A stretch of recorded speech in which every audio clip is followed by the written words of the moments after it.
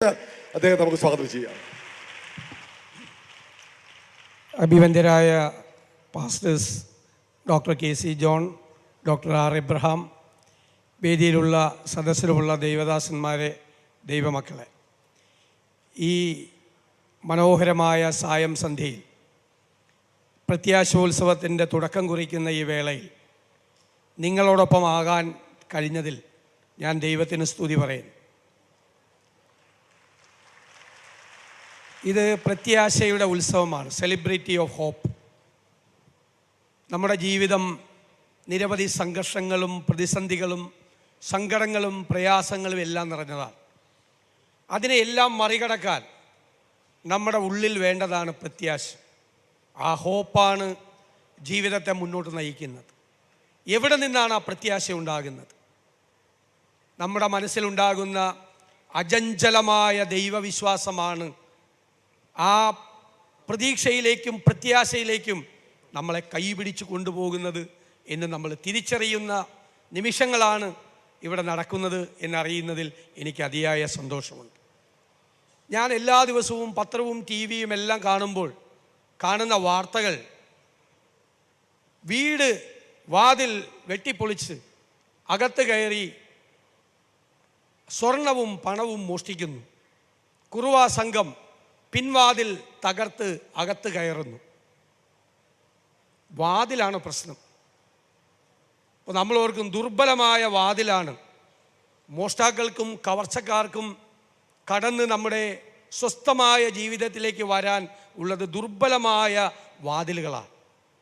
ആ ദുർബലമായ വാതിലുകളെയാണ് നമ്മൾ ശ്രദ്ധിക്കേണ്ടത്. നമുക്കറിയാം, 3 പ്രധാനപ്പെട്ട സുവിശേഷങ്ങൾ പറയാത്തൊരു കാര്യം യോഹന്നാൻ്റെ സുവിശേഷത്തിൽ പറയുന്നത്. അത് താൻ ആരാണെന്നും എന്താണെന്നും തൻ്റെ ദൗത്യം എന്താണെന്നും യേശു തൻ്റെ ശിഷ്യന്മാരോടും ജനങ്ങളോടും പറയുന്ന 7 പ്രഖ്യാപനങ്ങളാണ്. 1, ഞാൻ ജീവൻ്റെ അപ്പമാകുന്നു. 2, ഞാൻ ലോകത്തിൻ്റെ പ്രകാശമാകുന്നു. 3, ഞാൻ വാതിലാകുന്നു. 4, ഞാൻ നല്ല ഇടയനാകുന്നു. 5, ഞാൻ തന്നെ പുനരുത്ഥാനവും ജീവനുമാകുന്നു. 6, ഞാൻ വഴിയും സത്യവും ജീവനുമാകുന്നു.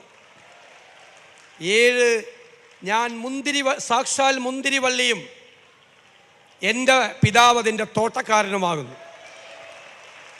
അതിലെ 3-ാമത്തെ വാക്കാണ് പ്രധാനം. ഞാൻ വാതിലാകുന്നു.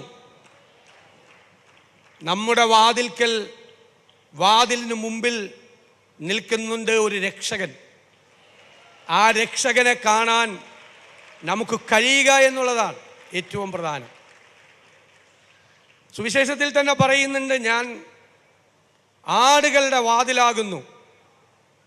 ഇതുവരെ വന്നിട്ടുള്ളത് കവർച്ചക്കാരും മോഷ്ടാക്കളും മാത്രമാണ്.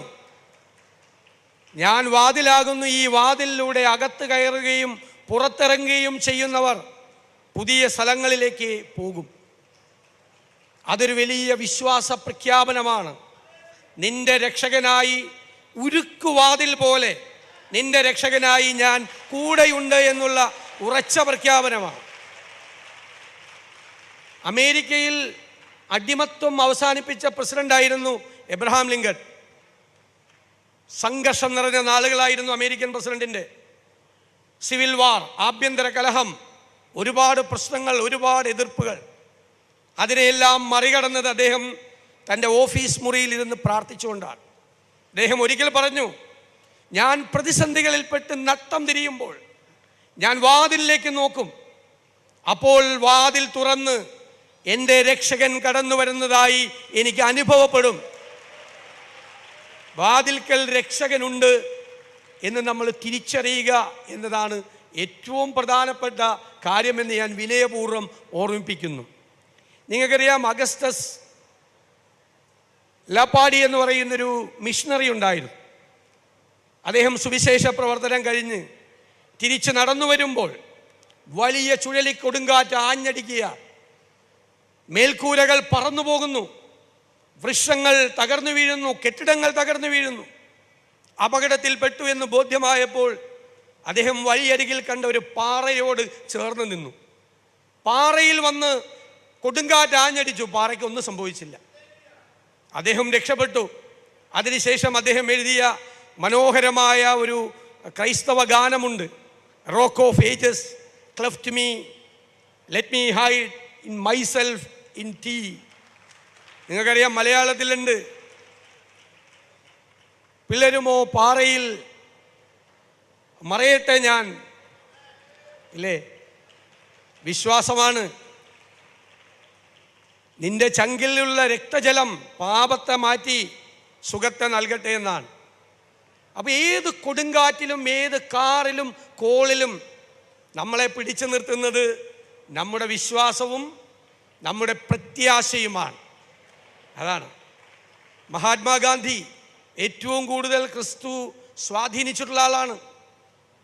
ഏറ്റവും കൂടുതൽ റവറൻഡ് മാർട്ടിൻ ലൂതർ കിങ് ക്രിസ്തു ഏറ്റവും കൂടുതൽ സ്വാധീനിച്ചിട്ടുള്ള ആളാണ്. ഈ 2000 വർഷക്കാലം ഈ ലോകത്ത് ക്രിസ്തു സ്വാധീനിക്കാത്ത ഏത് പ്രത്യയശാസ്ത്രമാണ് ഉണ്ടായിരിക്കുന്നത്? വെറുപ്പിനെയും വിദ്വേഷത്തിനെയും ദൂരെ കളയാനുള്ള സ്നേഹത്തിൻ്റെ പ്രഖ്യാപനം നടത്തിയ ആളാണ് ക്രിസ്തു.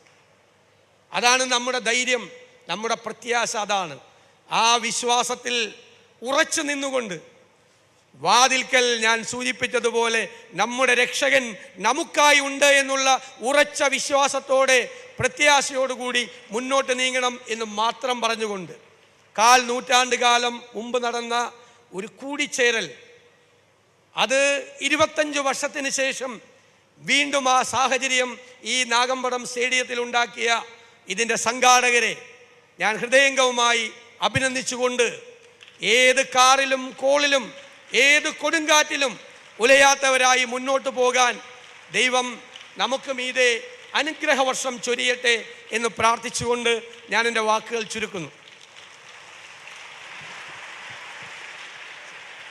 നമ്മുടെ കരങ്ങളെ അടിച്ച സാറിനോടുള്ള നന്ദി നമുക്ക് രേഖപ്പെടുത്താം.